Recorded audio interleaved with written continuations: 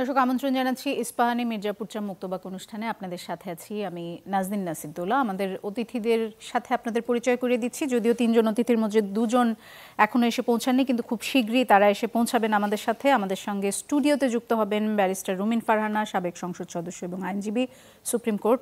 আমাদের সঙ্গে স্টুডিওতে আরও যুক্ত হবেন ডক্টর জাহিদুর রহমান, শিক্ষক এবং রাজনীতি বিশ্লেষক। এছাড়া অনলাইনে আমাদের সঙ্গে যুক্ত হবেন ডক্টর মির্জা গালিব, সহকারী অধ্যাপক, হাওয়ার্ড বিশ্ববিদ্যালয়, যুক্তরাষ্ট্র। মির্জা গালিব এরই মধ্যে আমাদের সঙ্গে যুক্ত হয়েছেন। আপনাকে স্বাগত জানাচ্ছি জনাব মির্জা গালিব। আর আমাদের সঙ্গে আমাদের সহকর্মী আদ্দিন সজীব, তিনি এভারকেয়ার হসপিটালে আছেন। প্রথমে আমরা বেগম খালেদা জিয়ার স্বাস্থ্যের সবশেষ খবরাখবর আপডেট আপনাদের জানানোর চেষ্টা করব। আদ্দিন সজীব এভারকেয়ার থেকে আমাদের সঙ্গে যুক্ত হচ্ছেন। সজীব, একটু যদি আমাদেরকে জানান যে সবশেষ বিএনপি থেকে তো বলা হয়েছে যে ডক্টর জাহিদ যে আপডেট দিবেন সেটি বিএনপির অফিসিয়াল ব্রিফ, এবং সেটিকে ধরে নিয়েই যেন আমরা মিডিয়াতে খবর দিই। তারপরেও আপনারা যেহেতু ওখানেই আছেন, বেগম খালেদা জিয়ার স্বাস্থ্যের সবশেষ আপডেট আপনাদের কি জানা আছে যদি আমাদের জানান।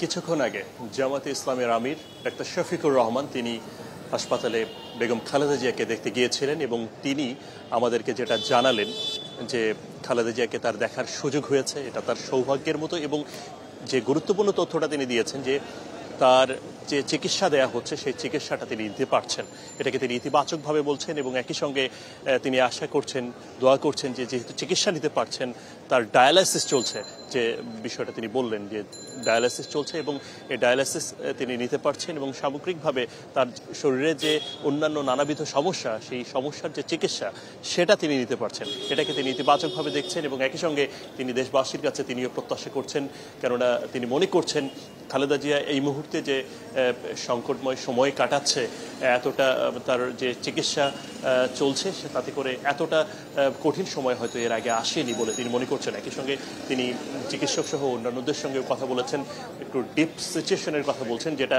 বেশ কিছুদিন ধরেই তার মধ্যে ছিল। তবে প্রত্যাশার কথা হলো যে এখন খালেদা জিয়া কিছুটা ইতিবাচক ভাবে, যে আমরা চিকিৎসকদের মাধ্যমে যে ফলাফলটা পেয়েছি, আপনি যে বিষয়টা বলেছেন যে এজেএম জাহিদ হাসান তিনি যেটা জানিয়েছেন যে খালেদা জিয়া এখন যে অবস্থায় আছেন তিনি চিকিৎসাটা নিতে পারছেন এবং মেনটেন করতে পারছেন, এতে করেই কিন্তু বোঝা যাচ্ছে যে খালেদা জিয়ার যে সামগ্রিক যে মানে গতকালকে রাতের যে সংকটময় কথা নানাভাবে আমরা শুনতে পারছিলাম বা জানতে পারছিলাম, সেটা থেকে কিছুটা উত্তরণ হয়েছে, এটাই ইতিবাচক দিক। এবং তাদের পক্ষ থেকে যেটা জানানো হয়েছে, পরিবারের পক্ষ থেকে, যে সব রকম প্রস্তুতি নিয়ে আছে বিদেশে নেয়ার জন্য, কিন্তু সেটা তখনই সম্ভব হবে যখন যুক্তরাজ্যের যে বিশেষজ্ঞ চিকিৎসক যারা আছেন তারা আসবেন এবং বাংলাদেশে যুক্তরাষ্ট্র, যুক্তরাজ্য এবং বাংলাদেশের যে চিকিৎসকরা রয়েছেন তাদের সমন্বয়ে যে মেডিকেল টিম কাজ করছে খালেদা জিয়ার চিকিৎসার জন্য, হৃদরোগ, লিভার সিরোসিস, ফুসফুসের যে সমস্যা এবং কিডনির কার্যকারিতা কমে যাওয়া, এই সামগ্রিক বিষয়গুলোর একটা দৃশ্যমান যদি কিছুটা যে স্থিতিশীলতা আছে তার থেকে আরেকটু উন্নতি হয়, সেক্ষেত্রে তাকে একই সঙ্গে যুক্তরাজ্যের যে মেডিকেল টিম যারা আসছে তারা আসার পরে সব বিষয়ে পর্যবেক্ষণ করার পরে তারা সিদ্ধান্ত নিতে পারবেন যে খালেদা জিয়াকে দেশের বাইরে বিদেশি উন্নত চিকিৎসার জন্য নেওয়া যেতে পারে কিনা। কিন্তু জানেন যে বিদেশে চিকিৎসার জন্য যে বিষয়টা সবচেয়ে বড় চ্যালেঞ্জিং, সেটা হচ্ছে যে দীর্ঘ যাত্রা, তিনি যে সময় পার করছেন এই মুহূর্তে তার শারীরিক সেই সক্ষমতা আছে কিনা সেটাও একটা বিষয়, না হলে হিতে বিপরীত হয়ে যেতে পারে। সজীব, আপনি যদি একটু আমাদেরকে জানান, আমরা তো সকাল থেকে শুনছি যে যুক্তরাজ্য থেকে বিশেষজ্ঞ চিকিৎসক দল আসবেন এবং চীনের একটি বিশেষজ্ঞ চিকিৎসক দলের আজ আসার কথা। গতকাল আমরা শুনেছিলাম যে একটি বিশেষজ্ঞ চিকিৎসক দল এসেছে, আজও আমরা শুনেছি যে আজ আরেকটি চীনের বিশেষজ্ঞ দল আসবেন, এরকম আমরা শুনেছিলাম। তাদের পক্ষ থেকে কোনো আপডেট আছে কিনা? যুক্তরাজ্যের চিকিৎসক দল আসলে কখন এসে পৌঁছাবে এবং কখন এটি জানা যাবে যে বেগম খালেদা জিয়াকে বিদেশে নেওয়ার মতো তার শারীরিক অবস্থা আছে কিনা, এটি একটি প্রশ্ন। আরেকটি প্রশ্ন হচ্ছে যে এসএসএফ তো আজ দুপুর থেকে নিরাপত্তা তাদের হাতে নিয়েছে, যেহেতু বেগম খালেদা জিয়াকে বিশেষ মর্যাদা ভিআইপি প্রোটোকল বা ভিভিআইপি প্রোটোকল দেওয়া হচ্ছে। এরপরে আসলে হাসপাতালের নিরাপত্তা ব্যবস্থায় কোনো পরিবর্তন দেখতে পাচ্ছেন কিনা? বা আমি দেখতে পাচ্ছি যে আপনার পিছনে এখনো অনেক মানুষ, অনেক ভিড়।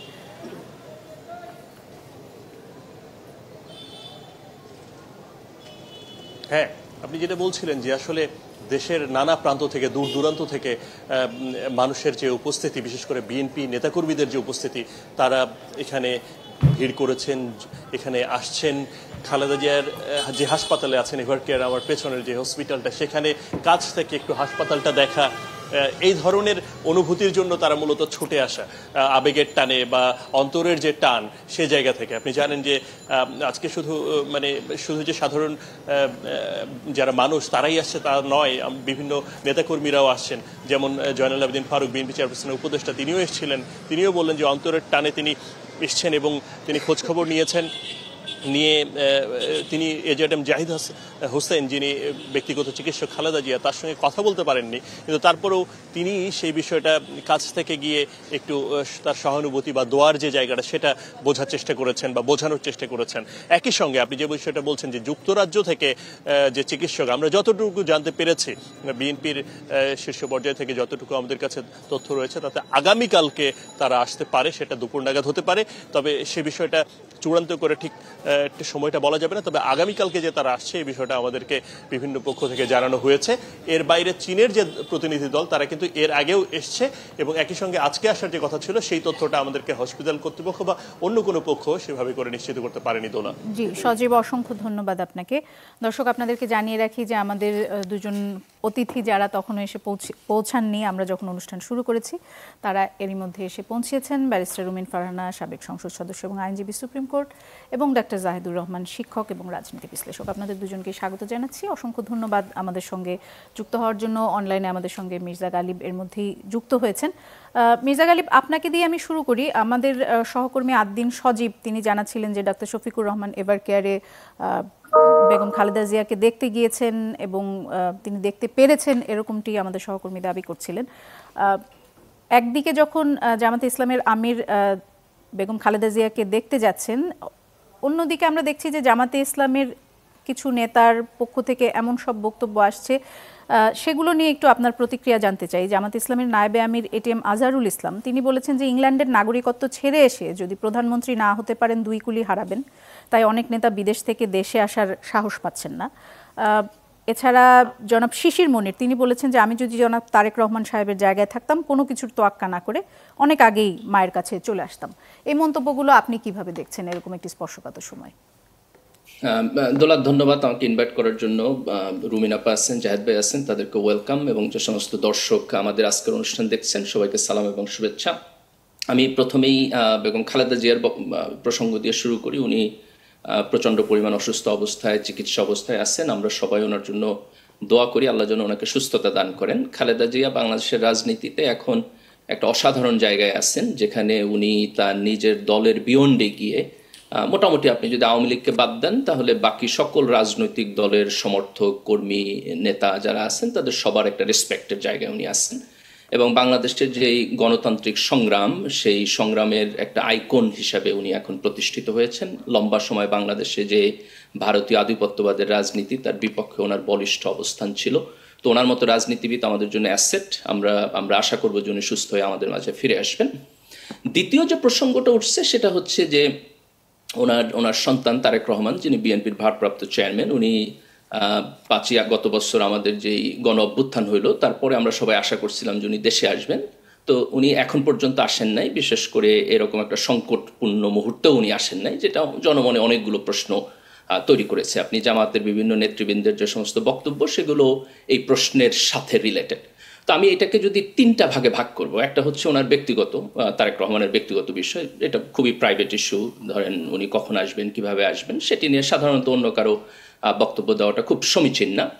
রাজনৈতিক প্রতিপক্ষ হয়তো অনেক সময় এটা মানুষের মাইন্ডসেট চেঞ্জের জন্য ব্যবহার করতে পারে।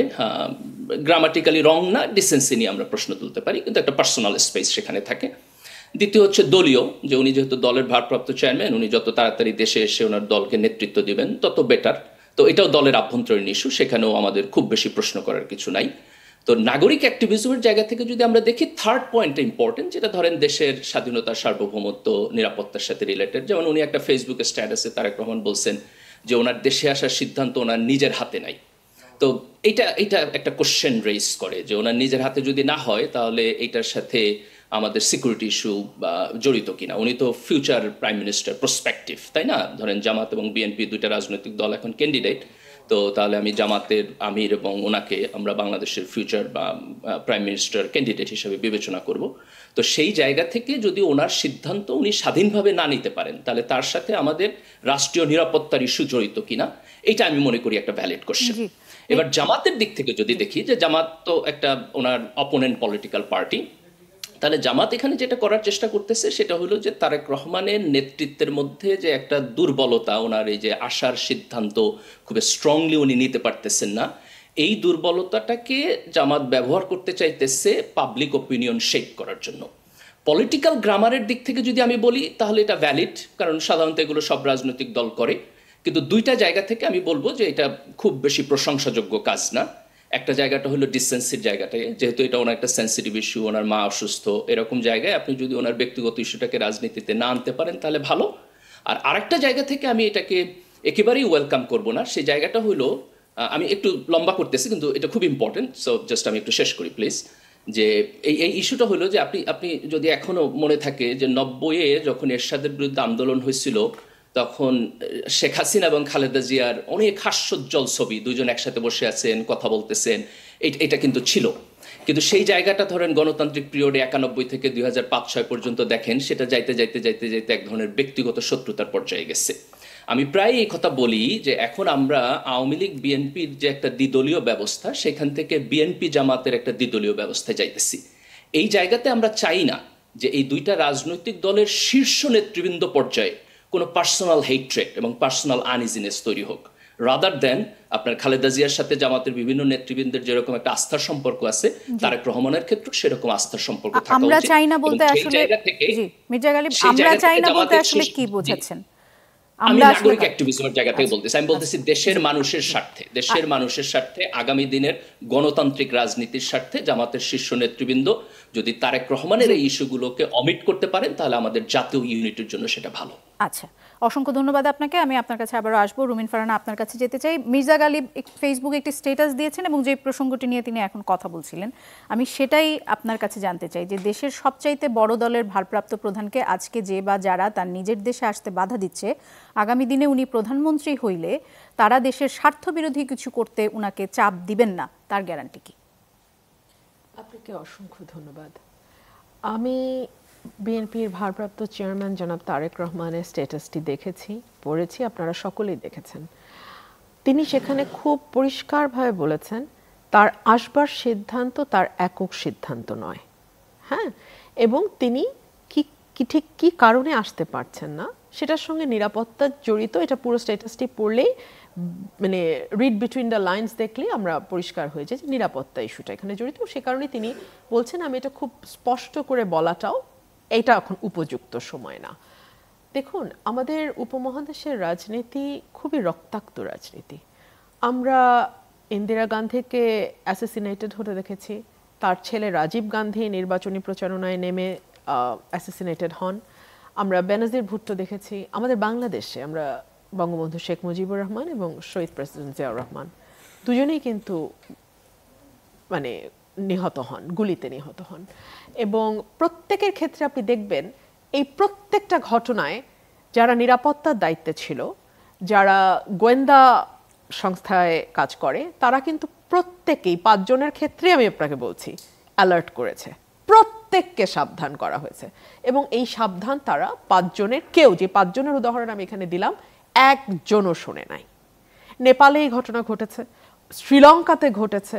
সুতরাং আমাদের উপমহাদেশের রাজনীতি রক্তাক্ত রাজনীতি, এবং যারা যারা এই ওয়ার্ন করাকে পাত্তা দেয় নাই, আগে থেকে সাবধান বাণী যখন বলা হয়েছে, সাবধান করা হয়েছে, গোয়েন্দা তথ্য দেওয়া হয়েছে, তারা সেটাকে আমলে নেয় নাই, প্রত্যেককে অনেক বড় মূল্য চোকাতে হয়েছে। আপনি যদি বাংলাদেশের আগামী রাজনীতি একটা মধ্যপন্থার, গণতান্ত্রিক, সকল মানুষের জন্য বাসযোগ্য, কোনো একক মতাদর্শের এক্সট্রিমিজম দেখতে না চান, অর্থাৎ সকলের জন্য সহনীয় একটি বাংলাদেশ আপনি দেখতে চান, আপনার ভালো লাগুক আর না লাগুক, জনাব তারেক রহমান একমাত্র ব্যক্তি যার উপরে একটা স্বচ্ছ বাংলাদেশ, সকলের বাংলাদেশ, বাংলাদেশিদের বাংলাদেশ অনেকাংশে নির্ভর করে। সুতরাং তিনি কিন্তু তার একক প্রপার্টি নন, তিনি তার পরিবারের জন্য যেমন সম্পদ, তিনি দেশেরও সম্পদ। তিনি বাংলাদেশ জাতীয়তাবাদী দল বিএনপিরও একটা অ্যাসেট। সো এই মানুষটির সিদ্ধান্ত কেন আমরা ধরে নিচ্ছি যে তার ব্যক্তিগত আবেগ, কষ্ট, দুঃখ দ্বারা পরিচালিত হবে?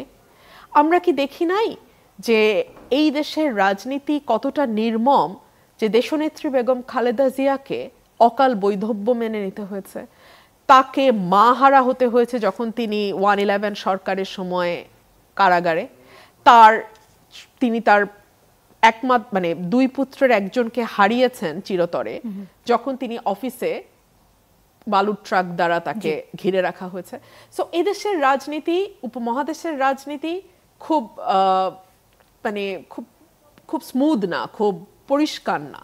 সো এই সকল কিছুর বিবেচনায় আমি মনে করি বাংলাদেশের স্বার্থে, শুধু ওনার দল বা ওনার ব্যক্তিগত না, বাংলাদেশের স্বার্থে ওনার স্লাইটেস্ট কোনো ঝুঁকি আছে এমন কোনো সিদ্ধান্ত ওনার নেওয়াটা ঠিক হবে না বাংলাদেশের স্বার্থে। তাহলে মানে ওনার স্লাইটেস্ট ঝুঁকি থাকবে না, এরকম সময় কি আসলে বাংলাদেশে খুব শীঘ্রই আসবে রুমিন ফারহানা, আপনার মনে হয়? আমরা তো সেই আশা করতেই পারি, এবং এটা যাতে এনশিওরড হয় সেটা জন্য কাজ করা তো আমি মনে করি এই অন্তর্বর্তীকালীন সরকারের প্রাইম রেসপন্সিবিলিটি গুলোর একটা। বিকজ তারা তো বলছে নিরাপত্তার দিক থেকে তারা কোনো ঝুঁকি দেখছেন না। এটা স্বরাষ্ট্র উপদেষ্টা বলেছেন, হ্যাঁ আইন উপদেষ্টাও বলেছেন, কিন্তু আমি যিনি মূল দায়িত্বে আছেন স্বরাষ্ট্র উপদেষ্টা, আমি ওনাকে নিয়েই বলি। ওনাকে নিয়ে এত আলোচনা করেছি আমরা সবাই যে ওনাকে নিয়ে আর কি আলোচনা করব। আইন শৃঙ্খলা পরিস্থিতি বাংলাদেশে কখনো সুইজারল্যান্ড ছিল না, সুইডেনও ছিল না, নরওয়েও ছিল না, কিন্তু ললেসনেস, কমপ্লিট ললেসনেস, মানে আইনের কোনো পাত্তাই নাই, এইরকম অবস্থা বাংলাদেশে কিন্তু আগে আসে নাই। বাংলাদেশে অনেক দুঃসময় গেছে, বাংলাদেশে 15ই আগস্ট হয়েছে, বাংলাদেশে শহীদ প্রেসিডেন্ট জিয়া রহমানকে হত্যা করা হয়েছে, বাংলাদেশে এরশাদ সরকার এসেছে 10 বছর চালিয়েছে, কিন্তু এইরকম ললেসনেস যেটাকে বলে, এটার বাংলাটা আমার এক্সাক্ট মনে পড়ছে না এখন, মানে আইন নাই, এইরকম অবস্থা বাংলাদেশে কখনো হয় নাই। এই স্বরাষ্ট্র উপদেষ্টা এটাকে মেক শিওর করেছে যে বাংলাদেশে একটা ললেসনেস অবস্থা তৈরি হবে। এখানে সমালোচকরা বলেন মবতন্ত্র, মগের মুল্লুককে মবের মুল্লুক, হ্যাঁ, কিন্তু আমি যদি এইসব সমালোচনা বাদ দিই, প্রফেশনাল ল্যাঙ্গুয়েজে যদি আমি বলি, এইরকম ললেসনেস অবস্থা হয় নাই। নিরাপত্তাহীন মানে এই ধরনের একটি পরিবেশ আছে জেনেও সরকার কেন বারবার বলছে যে আসলে সরকারের দিক থেকে কোনো বাধা নেই, বাংলাদেশে কারোর জন্য কোনো নিরাপত্তা ঝুঁকি নেই, সকলের নিরাপত্তা দিতে সরকার সম্পূর্ণ প্রস্তুত? তাহলে কি সরকার জেনে শুনে এই ধরনের একটি বিপদের মুখে জনাব তারেক রহমানকে ফেলতে চাচ্ছে, সেরকম কি বিএনপি মনে করে? আমি এটা নিয়ে কোনো মন্তব্য করব না, কারণ এই ব্যাপারে আমার কাছে কোনো তথ্য নাই। তবে সরকার কেন জেনেও না জানার একটা ভান করছে, বা বাংলাদেশে আইন শৃঙ্খলা পরিস্থিতি কেমন, এটা সরকারের চেয়ে ভালো কেউ জানে না। বাংলাদেশে 365 দিনে কয়টা মব হয়, বাংলাদেশে গত কয়েকদিন, এই যে 2 দিন আগে আদালতের ভিতরে ঢুকে দুজন আসামি যারা হাজিরা দিতে গেছিল, বাইরে দাঁড়ায় চা পান করছিল এই আদালত প্রাঙ্গণে, তাদেরকে গুলি করা হয় নাই। সো বাংলাদেশে এখন এগুলো ডাল ভাতের মতো হয়ে গেছে। সন্ধ্যার পরে রাস্তায় লোক কম থাকে, আপনিও নিশ্চয়ই লক্ষ্য করেছেন, রাস্তা ফ্রি থাকে সন্ধ্যা 6টা, 7:30, 7টার পর থেকে রাস্তা ফ্রি থাকে। এরকম তো হয় নাই আগে, কখনো হয় না। বাংলাদেশ, ঢাকা একটা ট্রাফিকের নগরী, ফাঁকা হয়ে যায়, মানুষ ভীত। এটা কি আইন শৃঙ্খলা যিনি দায়িত্বে আছেন স্বরাষ্ট্র উপদেষ্টা, উনি জানেন না? আমরা তো সরকারকে এটাও বলেছিলাম যে ওনাকে যদি বাদ দিতে না চান, ওনাকে অন্য কোনো মন্ত্রণালয় দেন না, সরকার অ্যাডামেন্ট ওনাকেই আইন শৃঙ্খলার মধ্যে রাখবেন। সো এটার যা ফল হওয়ার তো হচ্ছে। জি, ডাক্তার জাহিদুর রহমান, আসলে আমাদের সময়ের একটি ক্রাইসিস হয়ে গেছে, যেহেতু আপনাদেরও আসতে একটু দেরি হয়েছে। আমি একটা বিরতি থেকে ফিরে এসে যে বিষয় নিয়ে রুমিন ফারহানা বলছিলেন যে এখন যেই নিরাপত্তাহীনতা, এর মধ্যে আসলে তারেক রহমান ফিরতে পারবেন কি পারবেন না, কিন্তু গতকালও আমরা দেখলাম যে বিএনপির স্থায়ী কমিটির জরুরি বৈঠকের পর জনাব সালাউদ্দিন আহমেদ কিন্তু বলেছিলেন যে শীঘ্রই তিনি দেশে ফিরবেন। আজকেও মির্জা ফখরুল ইসলাম বলেছেন যে পর্যবেক্ষণ করছেন তিনি, যদি খালেদা জিয়াকে বিদেশ না নিয়ে যাওয়া হয় তাহলে তারেক রহমান শীঘ্রই ফিরবেন। কিন্তু আমির খসরু মাহমুদ চৌধুরী আবার আজ সাংবাদিকদেরকে বলেছেন যে আমার এরকম কিছু জানা নেই, ওরকম কিছু আমাদের কালকের মিটিংয়ে আলোচনা হয়নি। তাহলে আসলে এই বিষয়গুলো নিয়ে এক ধরনের ধোঁয়াশা তৈরি হচ্ছে। এই বিষয় নিয়েও আপনার মন্তব্য জানতে চাই। দর্শক, আমরা একটা বিরতিতে যাচ্ছি, ফিরছি কিছুক্ষণ পর, সাথেই থাকুন। দর্শক, ইস্পাহানি মির্জাপুর মুক্তবাক অনুষ্ঠানে ফিরে এলাম। ডক্টর জাহিদুর রহমান, আপনার কাছে যেতে চাই এবং যে প্রসঙ্গটি নিয়ে আপনার কাছে প্রশ্ন করেছিলাম সেটি হচ্ছে যে বিএনপির স্থায়ী কমিটির একটি জরুরি বৈঠক গতকাল রাতে হলো এবং এরপরে জনাব সালাউদ্দিন আহমেদ বললেন যে শীঘ্রই তারেক রহমান দেশে ফিরবেন এবং আজ সকালে বিএনপির মহাসচিবের বক্তব্যেও সেই একই ধরনের বক্তব্য আমরা পেলাম। কিন্তু জনাব আমির খসরু মাহমুদ চৌধুরী তিনি আজকে একটি অনুষ্ঠানে গিয়েছিলেন এবং সেখানে সাংবাদিকদের প্রশ্নের জবাবে বলেছেন, আমার এরকম কিছু জানা নেই, ওরকম কিছু আমাদের কালকের মিটিংয়ে আলোচনা হয়নি। তারেক রহমানের ফেরা প্রসঙ্গ নিয়ে বলেছেন। আমি আসবো এই জায়গাটায়, খুবই কনফিউজিং এবং এই দলের সর্বোচ্চ পর্যায়ের মানুষ, তিনজনই স্ট্যান্ডিং কমিটি মেম্বার এভাবে যদি বলেন। আচ্ছা, আমি একটা জিনিস একটু অ্যাড্রেস করতে চাই, যেটা গালিব ভাই বললেন এবং অনেকে এই আলাপটা আনার চেষ্টা করছেন, অনেক গুরুত্বপূর্ণ অ্যাক্টিভিস্ট ইনফ্লুয়েন্সার একটা প্রশ্ন করছেন, তিনি যদি কোনো শক্তির প্রভাবে দেশে ফিরতে না পারেন, দেশে যদি ক্ষমতায় আসেন তারপর কি হবে। টোনটা এরকম যে শক্তি আমরা ধরে নিলাম, মানে এটা নিরাপত্তা না, আমরা ধরে নিলাম কোনো বিদেশি শক্তি বা অভ্যন্তরীণ শক্তি কিছু একটা তাকে আসার ক্ষেত্রে বার দিচ্ছে। তো পরে উনি যখন আসলেন তারা চাপ দেবে, এটা করবা না তো ওটা করবা। 2015 সালে শ্রীলঙ্কার প্রেসিডেন্ট ছিলেন মাইথ্রিপালা সিরিসেনা। এই ভদ্রলোক মিলিটারি চিফ ছিলেন। আমরা মানে যদি খেয়াল করি আর কি, রাজাপাকসার মধ্যে তখন মাহিন্দা রাজাপাকসা পরে গোতাবায়া পরে হয়েছেন, মাঝে ইনি ছিলেন।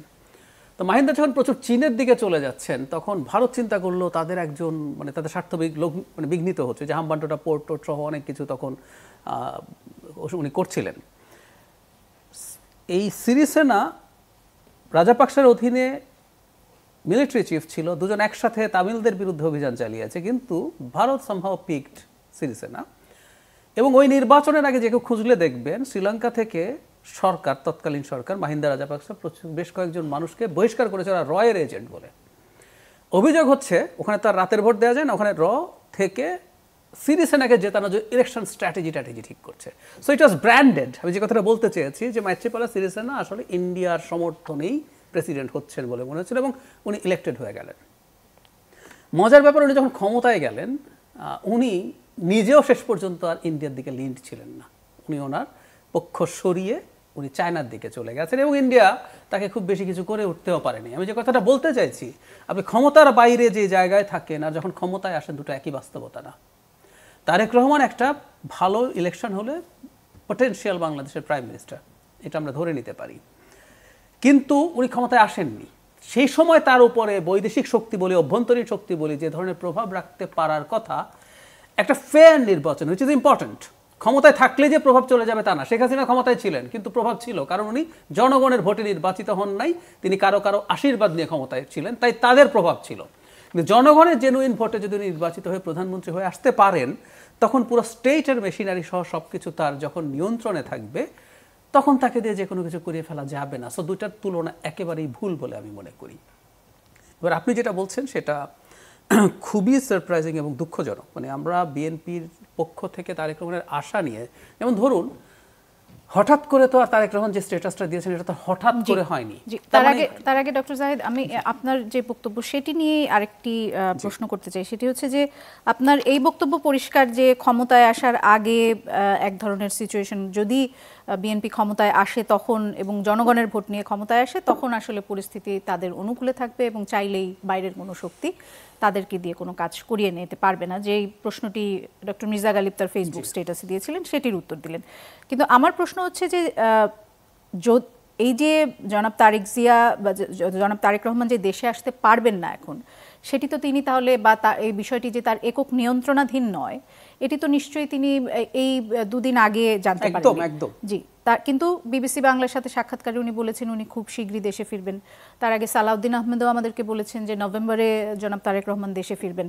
তাহলে এখন যদি তার নিরাপত্তা ঝুঁকি বা যে কোনো কারণেই তারেক রহমান যদি মনে করেন যে দেশে ফেরা তার জন্য নিরাপদ না এবং তিনি ফিরবেন না, সেটির সব অধিকার তার আছে, কিন্তু সেই হিসেবে তো মানুষেরও জানার অধিকার আছে যে তিনি আসলে কবে ফিরবেন। তাহলে বিএনপির পক্ষ থেকে এতদিন ধরে আসলে কেন বলা হলো যে তিনি ফিরবেন, খুব শীঘ্রই ফিরবেন? তিনি নিজেও বলেছেন বিবিসির সাথে সাক্ষাৎকারে যে তিনি শীঘ্রই ফিরবেন।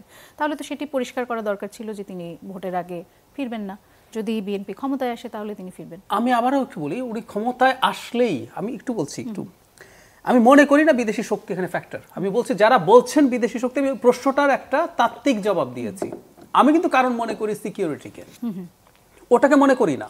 তারেক রহমান তফসিলের পর যদি SSF যে সিকিউরিটি আছে এটা একটু জেনে রাখা ভালো। আমরা অবাক হয়ে দেখলাম যে অনেকে মনে করছেন বেগম খালেদা জিয়া ভীষণ গুরুত্বপূর্ণ ব্যক্তি বলে উনি এসএসএফ পেয়েছেন বলে ওনার পরিবারের সবাই পাবে, তারেক রহমান পাবে, ঠিক না। আমি আইন পড়ে দেখেছি তারেক রহমানকে আলাদাভাবে এটা ঘোষণা করতে হবে। আমার কাছে মূল কারণ বেগম খালেদা জিয়া পাচ্ছেন দেখেই যে তার ছেলে পাবেন যেটি ধারণা করা হচ্ছে সেটি ঠিক না, একেবারেই ভুল।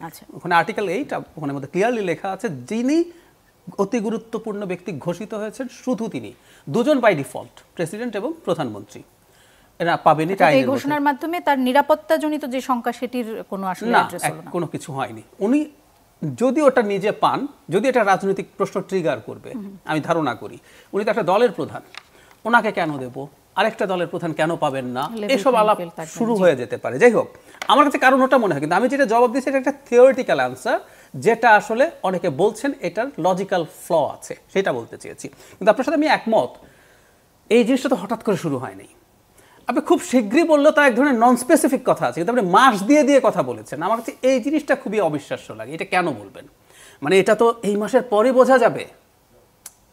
আমি সেদিন একটা রেস্টুরেন্টে খেতে গেছি, বলছে 3 মিনিট পরে খাবার আসছে, খাবার আসতে 13-15 মিনিট লেগে গেছে। আমি বললাম 3 মিনিট পরেই তো বোঝা যাবে, কথাটা ঠিক না, তো এটা বলছি কেন আমি?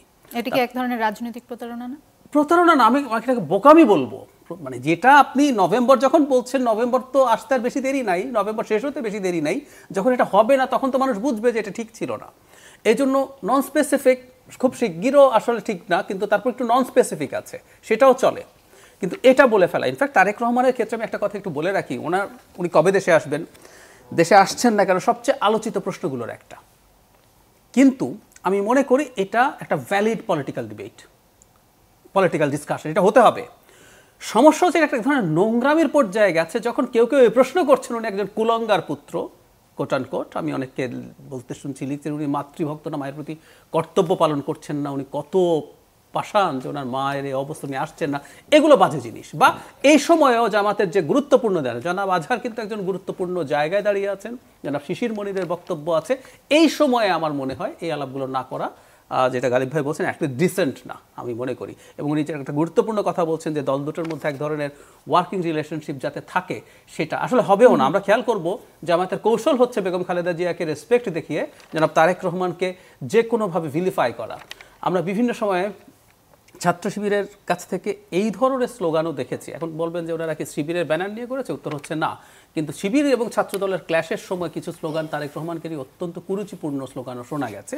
সো তাদের কৌশলই হচ্ছে তারেক রহমানকে অযোগ্য এবং হিসেবে দেখানোর চেষ্টা করা। তো যাই হোক, যে কথাটা বলছিলাম, এটা তারা জানতেন, এটা এভাবে বলা ঠিক হয় নাই। এখন যেটা হয়েছে, যখন ওনাকে নিয়ে এইরকম এত বেশি অভিযোগ হচ্ছে, তখন তাকে স্ট্যাটাসটা আসলে দিতে হয়েছে, কারণ ওনার এই অসুস্থতার সময়। তারা কি জানতেন, বিএনপির নেতারাও কি জানতেন যে তিনি আসবেন কি আসবেন না? খুব মাহমুদুর রহমান মান্না আমার অনুষ্ঠানে এসেছিলেন গত পরশু, এবং তিনি দাবি করেছেন যে খুব সম্ভবত তারেক রহমান এবং তার পরিবারের সদস্য ছাড়া, এবং খুব সম্ভবত বিএনপির একেবারে উচ্চ পর্যায়ের 2-1 ছাড়া কেউই এই তথ্য জানেন না যে আসলে কবে আসবেন, কেন আসবেন। এখন ঠিক আছে, এখন যদি নাও জেনে থাকেন তাহলে তারা জবাব তাকে জানিয়ে দিতে হবে। হয়তো এই যে শীঘ্রই আসবেন, নির্বাচনের আগে আসবেন, যাই বলুন, কিন্তু যে মাস দিয়ে দিয়ে কথা বলা হচ্ছিল, এটা কি নিজেরা করছিলেন? আমি আসলে জানি না। যেমন এখন উনি আসবেন, কোন সপ্তাহে আসবেন, কি বারে আসবেন, এসব শুরু হয়ে গেছে। ওই জায়গা থেকে না করলেও, যেটা বলছিলাম, উনি আসলে এইটুকু বলতে বাধ্য হয়েছেন।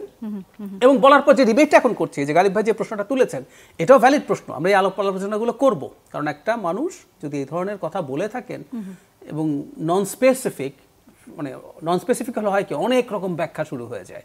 এবং উনি বলছেন এটা খুবই স্পর্শকাতর যে উনি বিস্তারিত কথা বলতে পারছেন না। তো স্বাভাবিকভাবে স্পেকুলেশনগুলো চলবে এবং নাগরিকরা এই হিসাবটা করার চেষ্টা করবে। এই হচ্ছে। আমি আবার ডক্টর মির্জা গালিব আপনার কাছে যেতে চাই, এবং একটু যদি ছোট করে উত্তর দেন, কারণ আমাদের অনুষ্ঠানের সময়ে আসলে কিছুটা পরিবর্তন এসেছে।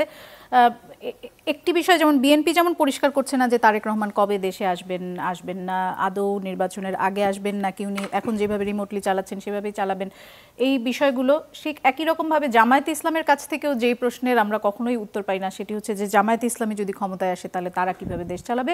জামাতে ইসলামী সবসময় এক ধরনের, আমরা যেরকম বিএনপির পক্ষ থেকে শুনছি যে শিগগিরই চলে আসবেন, জামাতে ইসলামের পক্ষ থেকেও আমরা শুনি যে আল্লাহর আইনে দেশ চলবে।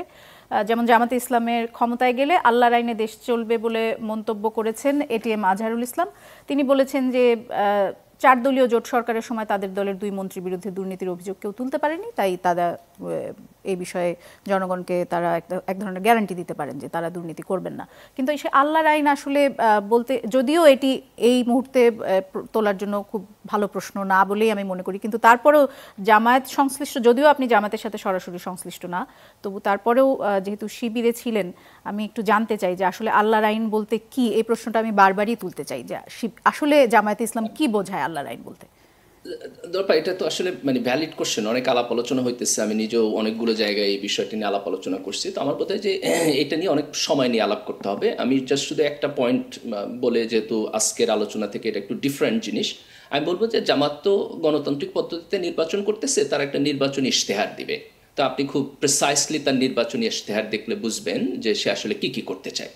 তো তার জামাত ইসলামী দল করে, at the end of the day তারা একটা ইসলামী রাষ্ট্র ব্যবস্থা চায়, কিন্তু এই ইসলামী রাষ্ট্র ব্যবস্থা কিছু কিছু কম্পোনেন্ট তো অন্যরাও চায়। যেমন ধরেন বিএনপিও বলে যে আমরা ইসলামী শরিয়া বিরোধী কোনো আইন করব না।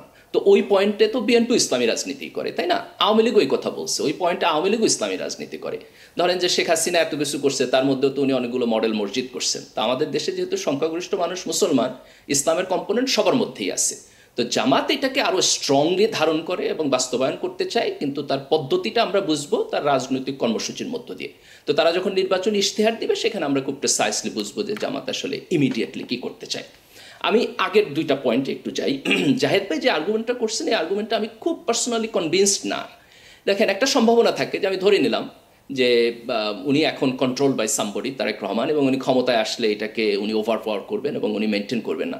আমি বুঝবো কিভাবে যে উনি আসলে এটা ওভার পাওয়ার করবেন? তাহলে আমি যদি নাগরিক হিসাবে ওনাকে ভোট দিব কি দেবো না এটা বোঝার চেষ্টা করি, তাহলে তো আমার একটা গ্যাম্বলিং করতে হবে যে আমার 50% চান্স আছে যে উনি স্টিল কম্প্রোমাইজ থাকবেন, আর 50% চান্স আছে যে উনি স্বাধীন হয়ে যাবেন। তো আমি কেন গ্যাম্বেল করব? আমি ওনাকে কেন নাগরিক হিসাবে চুজ করব? এই প্রশ্ন উত্তর কিন্তু এখানে থাকে না। দেখেন, সিকিউরিটি কনসার্নই যদি হয়, তাহলে হোয়াই নট বিএনপি আমাদেরকে, জনগণকে খুব ক্লিয়ারলি সিকিউরিটি কনসার্নের সোর্স আইডেন্টিফাই করতেছে না। মানুষের তো জানার অধিকার আছে এই সিকিউরিটি কনসার্ন কোন জায়গা থেকে আসতেছে। এবং সেকেন্ড হলো, হোয়াই নট তারা সরকারের সাথে একটা আলাপ আলোচনা শুরু করতেছে না তাদের এক্সপার্ট পিপল দিয়ে, যে কোন কোন জায়গায় সিকিউরিটি কনসার্ন আছে এবং সেই জায়গাগুলো কিভাবে সরকারের সহায়তায় তারা একটা নিরাপত্তার মধ্যে আনতে পারে। আর যদি সরকারকেই তারা সোর্স মনে করে যে সরকারই হলো থ্রেটের সোর্স, তাহলে তো নাগরিক হিসেবে আমাদের এটাও জানার অধিকার আছে যে আমাদের এমন একটা সরকার আছে যারা আমাদের সবচেয়ে বড় রাজনৈতিক দলের প্রধানকে আপনার হচ্ছে নিরাপত্তা থ্রেট দিতেছে। তো আপনি জনগণকে ব্লাইন্ডে রেখে আপনি কোন গণতান্ত্রিক রাজনীতি করবেন? এটা তো কোনো রাজনীতির মধ্যে পড়ে না। মির্জা গালিব, আমরা আরেকটা বিরতিতে যাচ্ছি। এখন বিরতি থেকে ফিরে এসে আপনার এই প্রশ্ন নিয়ে আমি ব্যারিস্টার রুমিন ফারহানার কাছে ফিরতে চাই। দর্শক, একটা বিরতিতে যাচ্ছি, ফিরছি কিছুক্ষণ পর, সাথেই থাকুন। দর্শক, ইস্পাহানি মির্জাপুর মুক্তবাক অনুষ্ঠানে আবারও ফিরে এলাম। ব্যারিস্টার রুমিন ফারহানা, আপনার কাছে যেতে চাই। বিরতির আগে ডক্টর মির্জা গালিব কতগুলো প্রশ্ন করেছিলেন, সেটি হচ্ছে যে আমরা যদি না জানি যে জনাব তারেক রহমান কেন দেশে আসতে পারছেন না, এবং তাহলে আসলে তাদেরকে নিয়ে জনগণ কেন গ্যাম্বল করবে, জনগণ কেন ভোট দিবে, সরকার যদি থ্রেটের সোর্সই জনগণকে না জানাতে পারে, মানে বিএনপি যদি থ্রেটের সোর্স জনগণকে না জানাতে পারে, তাহলে জনগণ আসলে কেন বিএনপিকে বিশ্বাস করবে? গালিব ভাই যে প্রশ্নটি করছেন, এটার যদি তাত্ত্বিক উত্তর আমি দেই, আমি বলবো জনগণের কাছে তাহলে ছেড়ে দেন, দেখেন জনগণ ভোট দেয় কিনা।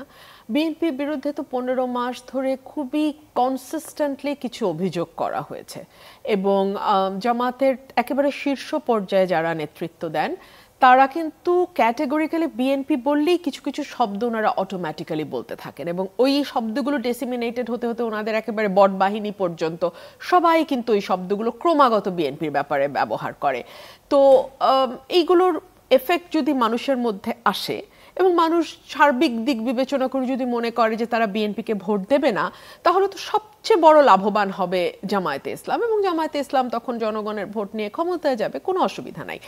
এটা হচ্ছে ওনার প্রশ্নের তাত্ত্বিক একটা জবাব। এখন আপনি আসেন, আমি প্র্যাকটিক্যালি আপনাকে কয়েকটা কথা বলি। দেশনেত্রী বেগম খালেদা জিয়ার পরিবারের একেবারে কোর ফ্যামিলির 4জন সদস্য আছেন, 6জন সদস্য আছেন। সিথিয়া মানে ওনার ছোট ছেলের ওয়াইফ, তার 2 মেয়ে, ওনার সন্তান জনাব তারেক রহমান, তার ওয়াইফ এবং তার কন্যা। এই মুহূর্তে বাংলাদেশে ওনার ছোট ছেলের স্ত্রী সিথিয়াপা কিন্তু ওনার সঙ্গে 24 ঘন্টা হসপিটালে আছেন, এবং পুরোটা জার্নি সিথিয়াপা আছেন। সুতরাং উনি ওনার কোর ফ্যামিলি যেটাকে বলা হয়, ইমিডিয়েট ফ্যামিলি, সেটার বাইরে উনি কারোর সঙ্গে আছেন তা কিন্তু নয়। 1, 2 হচ্ছে ওনাকে যে কোনো সময় বিদেশে নিতে হতে পারে। এই কথাও কিন্তু বারবার দল বলছে যে যদি মেডিকেল বোর্ড মনে করে যে ওনার অবস্থা কিছুটা স্টেবল, যে উনি ফ্লাই করতে পারবেন, এয়ার অ্যাম্বুলেন্স রেডি আছে, ওনাকে নিয়ে দেশের বাইরে যেতে হতে পারে। জনাব তারেক রহমান বাংলাদেশে এসেই এই মুহূর্তে কি করবেন? আবার উনি ফ্লাই করবেন? তার থেকে কি অনেক বেটার না যে উনি যেখানে আছে সেখান থেকে ওনার পুরো দেশনেত্রী বেগম খালেদা জিয়ার পুরো ট্রিটমেন্টটা কিভাবে হবে, কারা অর্গানাইজ করবে, কোথায় যাবে, কার মাধ্যমে যাবে, সমস্ত কিছু ওখান থেকে অর্গানাইজ করা, এটা কি বেটার না? এমন যদি হয় যে দেশনেত্রীকে কালকে বা পরশু লন্ডনে নিয়ে যেতে হলো, ওনার আসতেই তো লাগবে 2 দিন। না ব্যারিস্টার রুমিন ফারহানা, সেটি যদি ইস্যু হতো তাহলে তো আসলে এটি নিয়ে বিতর্কের কোনো অবকাশ ছিল না। এটাও কিন্তু বিতর্ক তো হচ্ছে, কারণ হচ্ছে জনাব তারেক রহমান অলরেডি বলেছেন তার ফেসবুক স্ট্যাটাসে যে এটি তার একক নিয়ন্ত্রণাধীন নয়, এবং তারপরেই সবাই এই বিষয়টি নিয়ে আশঙ্কা প্রকাশ করেছে যে তাহলে আসলে এটি কার নিয়ন্ত্রণাধীন। আর দ্বিতীয়ত হচ্ছে যে দলের পক্ষ থেকে বারবার করে শীঘ্রই আসবেন, খুব তাড়াতাড়ি আসবেন, আবার বলা হচ্ছে যে না তিনি বেগম খালেদা জিয়ার অবস্থা জানার পরে আসবেন। আবার স্থায়ী কমিটির আরেক সদস্যই বলছেন যে এই মিটিংয়ে এ নিয়ে কোনো আলোচনাই হয়নি।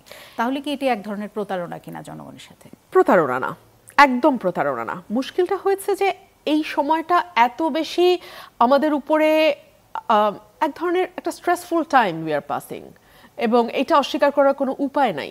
সো হতে পারে যে সেই মুহূর্তে স্ট্যান্ডিং কমিটির সদস্যরা তাদের কাছে যতটুকু তথ্য আছে সেটা নিয়ে তারা বলছেন। আর আপনি যেটা বলছেন জনাব তারেক রহমান নিজে একটা স্ট্যাটাস দিয়ে বলেছেন যে তার একক নিয়ন্ত্রণাধীন নয়। দেখুন, অতীতে রাষ্ট্র পরিচালনার দায়িত্বে যারা ছিলেন এবং যারা অ্যাসাসিনেটেড হয়েছেন, তারা কি জনগণের সামনে বলেছেন যে আমাকে এই গোয়েন্দা সংস্থা এই তথ্য দিয়েছে যে আমার উপর এই হামলা হতে পারে? এটা বলে না, এটা কখনোই কেউ বলে না। সিকিউরিটি থ্রেট আছে, এটুকুই কি যথেষ্ট না? ওনার এই কথার উপরে যদি দেশের মানুষের, আমি কোনো বিশেষ দলের কথা বলছি না, দেশের মানুষের আস্থা থাকে, মানুষ ভোট দেবে। আর যদি এই কথার উপর আস্থা মানুষ না পায়, মানুষ ভোট দেবে না। এই একদম এন্ড রেজাল্ট, এন্ড প্রোডাক্টটা মানুষের হাতে। সো এটা মানুষের হাতে আমরা ছেড়ে দেই। জি, আপনার বক্তব্য পরিষ্কার যে মানুষ সবকিছুই জানে এখন, এবং জেনে যদি তারা ভোট দিতে চায় তাহলে ভোট দিবে। আশা করি ডক্টর মির্জা গালিব তার উত্তর পেয়েছেন। ডক্টর জাহিদুর রহমান, আমি একটি অন্য বিষয়ে আপনার দৃষ্টি আকর্ষণ করতে চাই, সেটি হচ্ছে একটি জরিপ, IRI এর জরিপ, যেখানে দেখা যাচ্ছে যে আবারও ওই কিছুদিন আগেও আরেকটি জরিপ নিয়ে অনেক আলোচনা হচ্ছিল, এবং সে BYLCর যে জরিপটা, সেখানেও আমরা দেখছিলাম যে বিএনপির পক্ষে বলেছিলেন 20%, জামাতের পক্ষে 17%, অর্থাৎ 3%-এর একটি ব্যবধান ছিল। IRI এর ক্ষেত্রেও আমরা দেখছি যে 26% এবং 30%, অর্থাৎ 4%-এর ব্যবধান। বিএনপি আর জামাতের ব্যবধান কি কমে আসছে? আমি আসছি, তার আগে ছোট্ট একটু যোগ করতে চাই যে গালিব ভাই যেটা বললেন যে কেন চুজ করবে জনগণ, মানে তারেক রহমান কি ধরনের সমস্যার মধ্য দিয়ে দেশ ত্যাগ করেছেন, কিভাবে অত্যাচারিত হয়েছেন, কিভাবে দেশি এবং বিদেশি শক্তি -2 করতে চেয়েছিল, তাকে ফিজিক্যালি হার্ম করেছে, তারপরও তিনি ফাইট করছেন। এটা তার দল যদি সেভাবে প্রেজেন্ট করতে পারে, ওনার এই বাধাটাকে বরং এভাবে নেবে, ওনাকে বাধা দিচ্ছে মানে হলো উনি দেশপ্রেমিক, ওনার কাছে হয়তো ডিল চাইছে।